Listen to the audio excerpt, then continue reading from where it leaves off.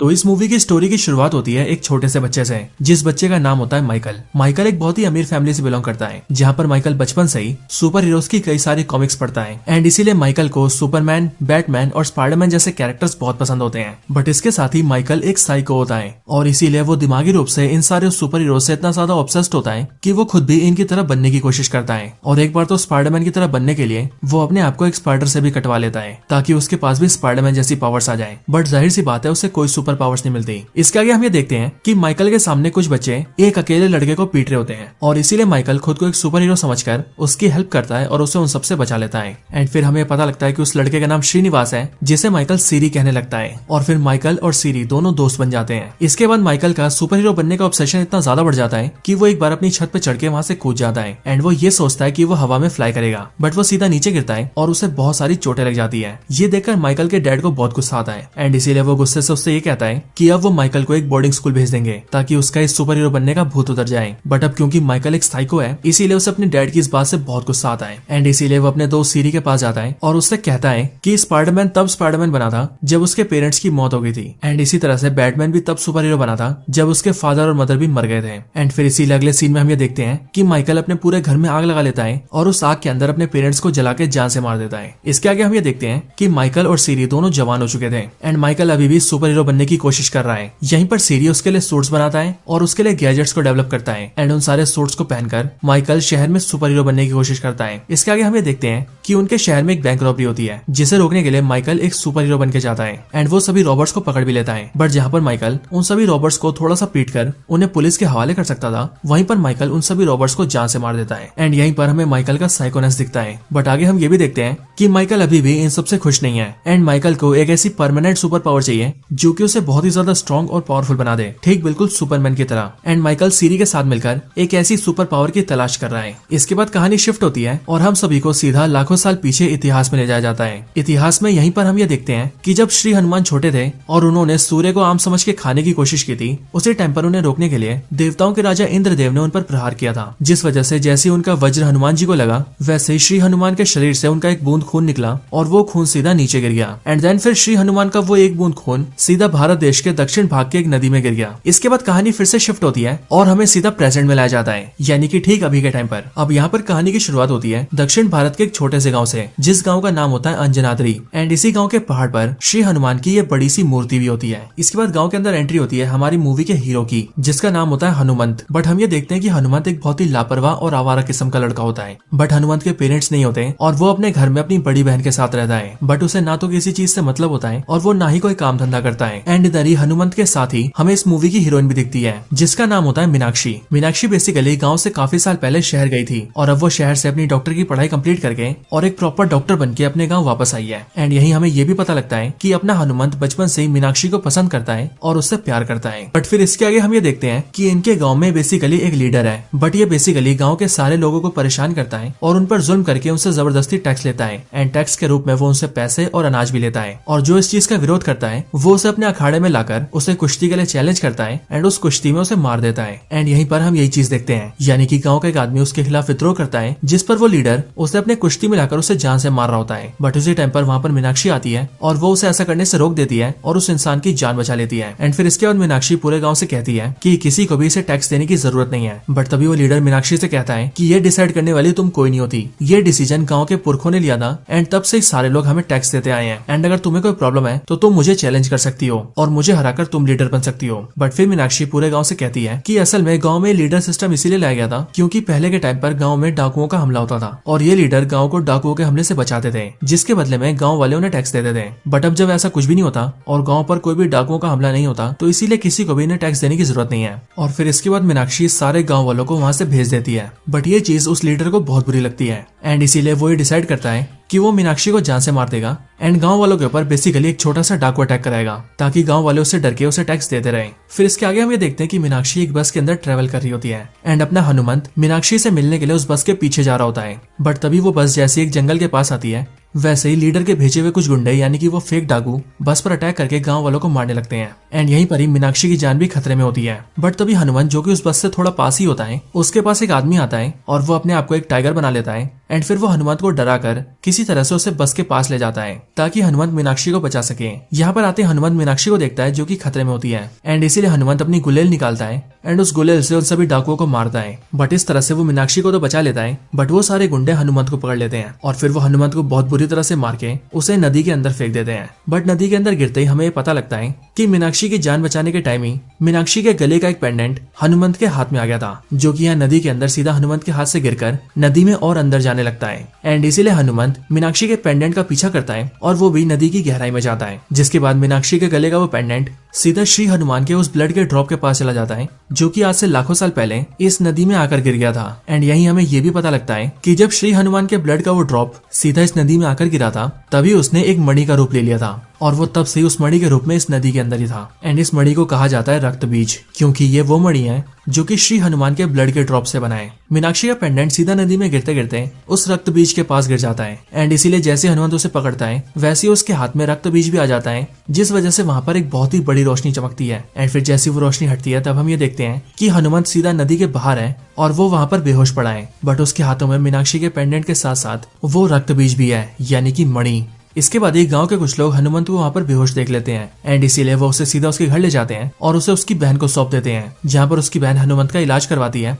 और उसकी मरहम पट्टी करती है। यहीं पर हमें ये पता लगता है कि हनुमंत बहुत बुरी तरह से जख्मी है और उसके शरीर की कुछ हड्डियां भी टूट चुकी हैं एंड इसीलिए उसे ठीक होने में कम से कम 1-2 महीने लगेंगे। बट इसके बाद ही हम ये देखते हैं कि हनुमंत के हाथ में जो मणि होती है उस पर जैसे सूरज की रोशनी पड़ती है वैसी वो मणि चमकने लगती है एंड उसी से हनुमंत के शरीर में भी एक पावर आ जाती है, जिस पावर के आते ही हम ये देखते हैं कि हनुमंत के शरीर पर जितनी भी इंजरीज होती है वो देखते ही देखते पलक झपकते ही ठीक हो जाती है एंड हनुमंत की टूटी हुई हड्डियां भी ठीक हो जाती है, जिस वजह से हनुमंत अपनी आंखें खोलता है और अपने आप को बिल्कुल ठीक हालत में देखकर शॉक हो जाता है। इसके साथ ही हम ये देखते हैं कि हनुमंत की फिजिकल एबिलिटीज भी बहुत एनहेंस हो गई थी, जैसे कि स्ट्रेंथ और ड्यूरेबिलिटी, क्योंकि हनुमंत जैसे ही धीरे से एक दीवार पर हल्का सा टच करता है वैसी वो पूरी दीवार ही टूट जाती है और जब वो गेट खोलने जाता है तो गेट टूटकर उसके हाथों में आ जाता है। और यहाँ पर हमें पता लगता है कि अब हनुमंत के अंदर श्री हनुमान के ब्लड में छुपी हुई पावर्स आ चुकी है और इसीलिए वो इतना पावरफुल बन चुका है। हनुमंत की बहन जब वापस आती है तब वो भी उसे ठीक देखकर बिल्कुल शॉक हो जाती है एंड हनुमंत भी अपनी पावर्स की वजह से बहुत खुश होता है, जिस वजह से एक्साइटमेंट के चलते वो अपनी पावर्स को दिखाने सीधा अपने फ्रेंड के पास जाता है। हनुमंत अपने दोस्त के पास आकर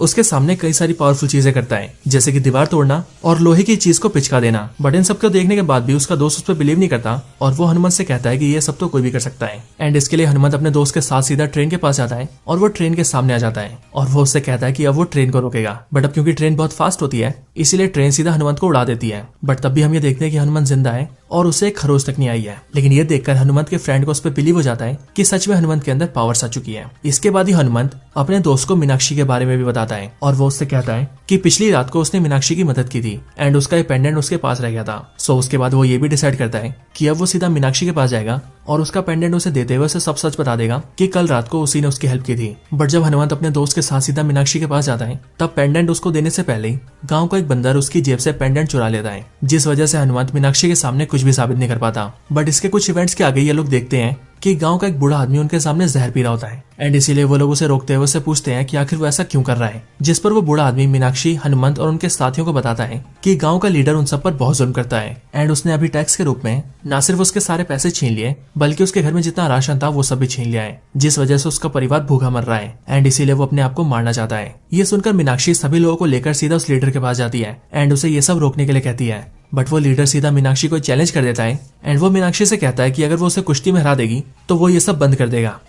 बट इसके साथ ही वो मीनाक्षी के बारे में कई सारी बुरी बातें भी कहता है और इसीलिए ये सारी बातें सुनकर अपने हीरो हनुमंत को गुस्सा आ जाता है एंड इसीलिए वो उस लीडर को चैलेंज कर देता है और फिर वो उसके साथ कुश्ती करने आ जाता है। बट यहीं पर ही हम ये देखते हैं कि सूरज बादलों में छुप जाता है, जिस वजह से वो लीडर हनुमंत को बहुत बुरी तरह से मारने लगता है एंड फिर हम ये जानते हैं कि असल में हनुमंत की पावर्स तभी एक्टिवेट रहेंगी जब तक सनलाइट रहेगी एंड सनलाइट के रहने के साथ साथ भी उसे मणि को निकालकर सीधा सनलाइट पर रखना होगा और उसके बाद जो रिफ्लेक्शन उसकी आंखों में पड़ेगी वही रिफ्लेक्शन उसकी पावर्स को एक्टिवेट करेंगी। एंड अब क्योंकि सूरज बादलों में छुपा हुआ है इसीलिए हनुमंत बिल्कुल नॉर्मल हो चुका है, जिस वजह से वो लीडर उसे बहुत मारता है एंड साथ ही साथ वो हनुमंत की हड्डियां भी तोड़ देता है। लेकिन फिर एट द एंड सूरज बाहर आ जाता है, जिस वजह से हनुमंत की पावर्स भी लौट आती हैं और फिर वो बड़े आराम से उस लीडर को पीट देता है एंड साथ ही साथ वो उसकी रीढ़ की हड्डी भी तोड़ देता है और फिर वो उसके पूरे सिस्टम को स्क्रैप कर देता है एंड फिर वो पूरे गांव से कहता है कि अब उनके गांव के अंदर ऐसा कोई सिस्टम नहीं होगा, बल्कि अब से वो लोग वोट करेंगे और डेमोक्रेटिक तरीके से अपने गांव में मुखिया चुनेंगे। इन सारी चीजों से पूरा गांव बहुत खुश होता है। बट तभी हम ये देखते हैं कि उनके गांव के अंदर एक हेलीकॉप्टर आता है एंड हेलीकॉप्टर के अंदर से माइकल और उसका दोस्त सीरी निकलते हैं।